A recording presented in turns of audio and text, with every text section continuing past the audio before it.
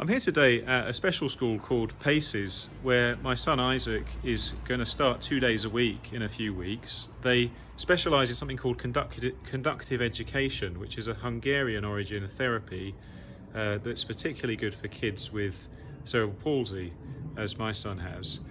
And I've dropped off today a ramp that I made some time ago to help Isaac start to learn to crawl, so you can control the incline of it. It's something I saw in a book about helping brain damaged kids, and he's outgrown it. The school said they could use it, so I'm dropping it off. I'm going to set it up, and I thought I'd do a little feature on the school.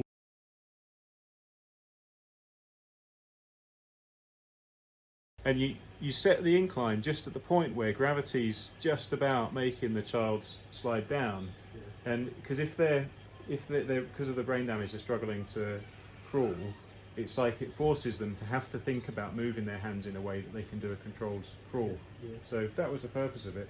But see maybe at some stage, the further on the advance, that this could be slightly raised to accommodate the size of them. Yeah. The size of the kiddie. Yeah. Yeah, and looking at this, it can easily be done, can't it? Yeah, that's right. I mean, you could replace that. You could build bits off it, couldn't you? Yeah. I tell you, the problem we had with it that I hadn't anticipated was Isaac kept knocking his head on this. Oh, right. So I put a bit of pipe insulation on here, because he got to the point where he could get his head up, and then he'd always sort of topple. So his head would go up and he'd topple and hit the edge. Yeah. But it probably depends a lot on the child. Yeah. It could be adapted. Well, that can be sorted with form or anything, can't it? Yeah. You know. This, I suppose, is pretty self-explanatory. These slot into the base there, and then the height is set by, it's a 25mm dowel. It just goes through, and I've got the two dowels because I found it easier to put one dowel through and get the thing roughly in position, supported on that dowel, and then the other dowel runs through and it ties it together so it can't slip off and fall down. But so Lizzie, what's your role in Paces? So I'm a conductor teacher, and I'm also the deputy head here, and I spent a year actually working at the Petter Institute in Hungary as part of my training to be a conductor. Is that where conductive education was created? It is, yes. Okay. Yeah. So could you talk us just briefly through what is unique about conductive education, and possibly with a slight slant on woodworking, because that's largely my subscriber base. Yeah. So conductive education is an educational approach to teaching children and young people who have neurological brain damage, which results in a motor disorder. And it originated in Hungary at a time where if you couldn't walk or you weren't physically independent, then you couldn't access anything in society, so you were basically institutionalized. So Petto, who was the guy that kind of came up with it, used very basic furniture so that it would replicate what children and young people would be using in society, rather than expecting society to come up with their own things. His idea was that they use very simple furniture, so then they could apply what they learn using that to what they would find in the everyday world. This is one of our younger primary groups. So yeah, we use the plinths, which the children might be lying on, but also sitting at, using to stand. The reason that it is slatted, well, there's lots of different reasons, but partly because it enables the children to grasp and practice their grasp and release, also to fix. And if they're lying on them, we do a series of tasks in lying. It gives them more sensory feedback, so they can learn about their position in space a bit better, as well as them allowing them to grasp more effectively on it as well. And it's everywhere. So these are wall bars that we use, again, are very familiar in the conductive education world, so children can practice standing, but also crouching, sidestepping. A multitude of tasks can be used using what is a very simple piece of equipment. But again, the wood keeps that kind of natural effect to everything. This piece of equipment here, this is one that Isaac uses. 1 and 2. Daddy, how good you are. 1 and 2. 1 and 2. Look at you. Good boy. 1. Good boy. Look, it's the end of the road. So this is for learning to walk, is that right? That's right, yeah. And the separator there, that stops, because when he walks, when he tries to walk, he catches his feet, he has trouble spreading them. So that's there to keep his feet apart and they can slide up and down. And that looks like it's been added by Steve, is that right? Yeah, so the basic bit would just be the ladder with the legs on, and then which can be used as well just as it is, but by adding the separator on, you're right, so a lot of our children have very tight adductor muscles here, so they find it difficult to separate their legs, and that often results in scissoring when stepping, so that just facilitates that. And then as a child becomes more independent and able to control that themselves, then you would obviously want to use one that didn't have that, but that enables you to sort of teach a child what it feels like to step with their legs separated. Yeah, so these are called grass bars. They come in a variety of lengths, and you can also get ones that are upright as well. So for a lot of our children, they have difficulty isolating their limbs or fixing their limbs. They might have uncontrolled movements. So this just enables them to fix their hand in a good position, which then enables them to use the other hand more freely. Great. When I first started learning about this sort of equipment, perhaps not so much the conductive education equipment, but when we first had a specialist supportive chair delivered to the house, I hadn't originally understood that part of it is about taking care of the child's body so that they can then concentrate and do the things that come easier to other kids. I'd thought it was all about getting the posture right and fixing the muscular issues, but it's partly just giving them the ability to hold their body in a position where it's not a distraction. Is that true to say? Absolutely. Yeah, postural management is very important, and that's something that we take very seriously within this environment as well. But it's teaching the children how to control their movements as well, and often that involves being able to fix one part of your body in order to use another part of your body. Yeah, Steve, I just wondered if you could start by telling us about your background pattern making, because it's a trade that I don't think I came across anybody that did it when I was down south, but I've met a few people that were pattern makers in and around Sheffield, because it's often related to the metalworking industry. Is that right? Yeah, well, when I left school, I worked took apprenticeship on at English Steel as a pattern maker. But they won't allow you into a pattern shop until you were 16. Well, I left at 15.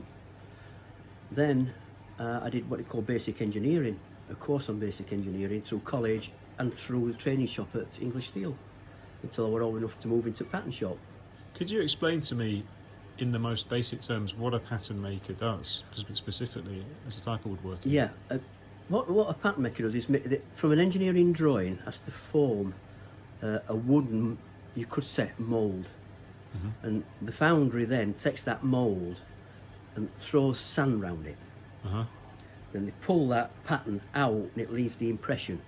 Okay. Yeah, there's a bit more to it than that, because it's what they call cores and one thing and another, but basically that's it. And then what they do, they pour metal in to form that shape. So you're creating all the detail of the shape that ultimately is produced in metal. I always, when I talk about it, it's instance is like a car engine. Yeah.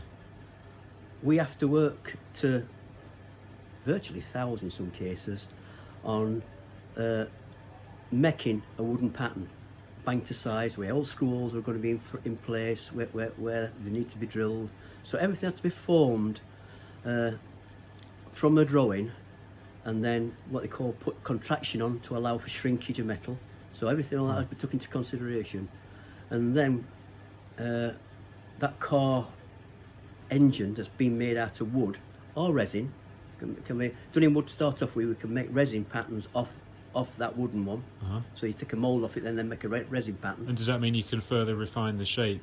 You can do. You can just shape as you go along, to suit the foundry. If something's coming out of tolerance, then obviously you can modify it and like replicate the area but move a centre to suit. Yeah.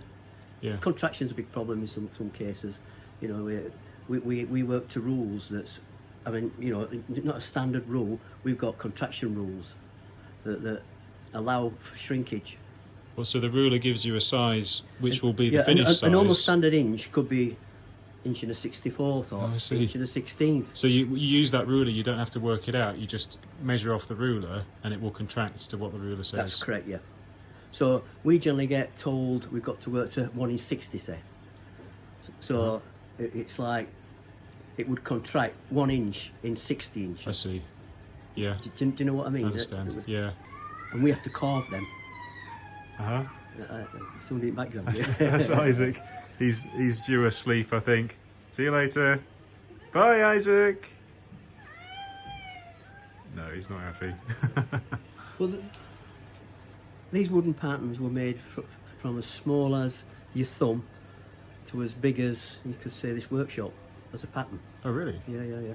So what kind of a part would be as big as this workshop? Oh, there's if I don't know whether you probably won't have. Well, no, I'm thinking roundabout by Forgemasters. Yeah. There's a huge, what was it, like a pipe junction or something That's like right. that? Yeah. Well, I made the core box for that, which is the exact same thing for that. Yeah. For that actual one? That actual one that's there. So I was just going to mention, wow. because that's where English steel was. Then it was British steel.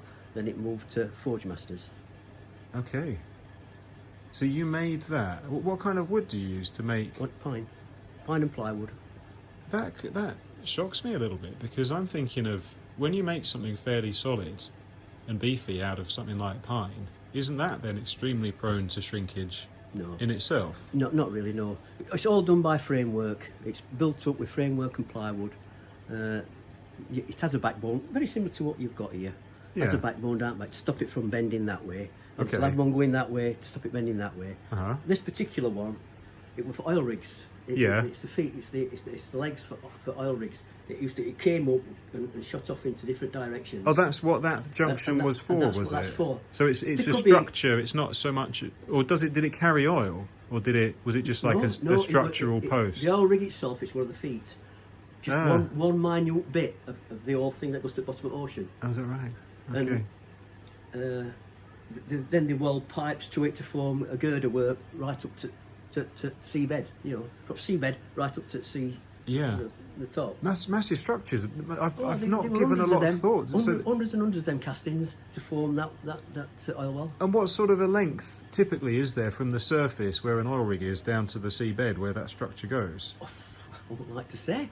It's at Oliver depth. Is it as much as kilometres sometimes, or it's hundreds of? Yeah. It's It's incredible, very, isn't very it? deep. To be honest with you, we found out afterwards that what they tend to do is cut them. They don't bring them back up. They leave them down there. I can imagine. Yeah, I suppose it's not worth it then, is it? No. So you got all these wrecks of these big sort of towers just underwater, but just it's a stood there. long way down. It's like all these boats that's down there. When I were a lad, like I say, 15. You start really from 15, and they don't really accept you as a fully qualified pattern maker until you're in your 30s. Really? You know what I mean? Because you can't get the tolerance of finish then. It can't all sink in. It's impossible. It takes time. And when you're making, so you talked about. But that's knowledge. Then you've got to be able to do it. Okay, which is different, isn't it? Yeah, you've got to be able to do the job then. So when you talked about, was it an engine block you were talking about? Engine could be anything. So that's got a load of interesting interlocking shapes, hasn't it? Mm-hmm. Is the crafting of that shape a lot down to that sort of artistic eye and judging and refining, sort of paring it back bit by bit? No, nearly everything's bang accurate to a drawing. Yeah, okay. So what calipers? The only areas that you blend in is when a radii it's another radii. So it's like got two radii and they come in. Obviously you've got to blend it and make it feel nice. I see. Okay. So tell us, Steve, how did you come to be the caretaker for Pace's school? What happened there was, like I said, I've done that since about 15 years old. I left school, right up to me being 50. I was pattern making. Then I moved from pattern making out of pattern making altogether, and I took a hotel in Blackpool, believe it or not. To run it, and I run that for 9 years, and then it was time. I got a son then at that age, and to be honest with you, in Blackpool there is no industry. It's only tourism. Yeah, it's all tourism. So you can say, biggest part of the year it's dead. Blackpool was like a ghost town. So you gave up the hotel business to come back here. Yeah. Not a job to come to or nothing, just come back. And I went to job, to job seekers. Yeah. Place and to try and find a job in pattern making. Well, there wasn't any. I couldn't go back to where I were before because it's like it's gone. So the industry had just changed, reduced to the extent that wasn't a role still needed. Didn't it? It really took an hammering. Yeah. And had the process changed? Were things already starting to be done by machines that used to be done by pattern makers? CNC machines took over for a while. Well, I say for a while. It's still moving forward now. But pattern makers, you still always need pattern makers, regardless of the machines being able to do some of the shapes. But it's like I said, I come by and I were offered a job at Green Development Trust as just being a caretaker. And then I got to a point where I thought, I've got to move on here. And I got offered then, when they found out I was leaving Green Development Trust at Pacers, said, do you want a job doing here? It's the same thing, caretaking and bit of maintenance. I says, yeah, no problem. How long have you been doing it here now? I've been here now, what, 4 years, 3 years now. And I quite like it, it's good. Talking to you earlier, you were telling me about how seeing the kids go from not being able to walk to taking steps seems to touch you. Rapidly, it's amazing. Yeah. Have you seen one or two of the videos that they've got? It's unbelievable, really. Yeah. You know, even singing. One sang for Sheffield United. Really? Oh, that was unbelievable. Actually sang song. You'd probably get that on YouTube. I don't know. I'll have a look. But that touched everybody. I bet. Yeah. Even United players. Huh. It came on telly. It came on television. Okay. Yeah, very good. But it's amazing what these people can do.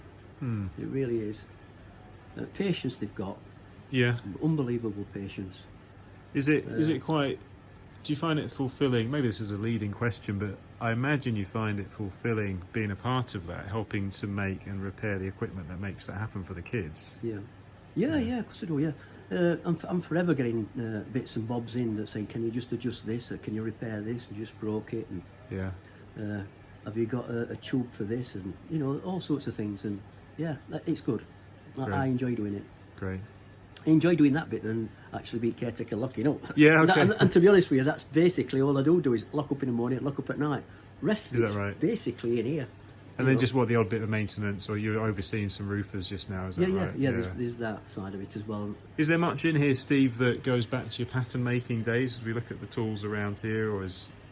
Well, a lot of these are really, most of them, the actual toolbox is actually us at home. Is that right? Yeah. So this is just the Paces... But no, it's all my this is your stuff, is it? Yeah, I brought it all in. You know, when you look at your saws and your router table really, or other items that you see. Well, that's quite a nice router table. I've not seen that model. It's trend one. Yeah. That were a good. When it comes to pattern making. Yeah. They were an American. Hold on, I don't know now. It's there. Came out with that, and I thought that was absolutely perfection. Let's see when you sum a pattern maker up, you know. I'll just put that on there so people can read it. And that was it, Foundry Journal, that, you know, American Foundry Journal.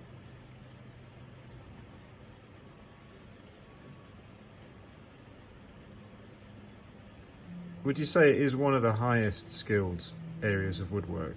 Yes, definitely. Definitely, yeah. Okay. If not the highest, pattern making. It's really interesting, Steve. Thanks for talking to us. Yeah, no problem. Okay, cheers. I can't say any more than that. No, really. I think talk more about pattern making than actually making these. That's fine. I think it will be of interest. Yeah.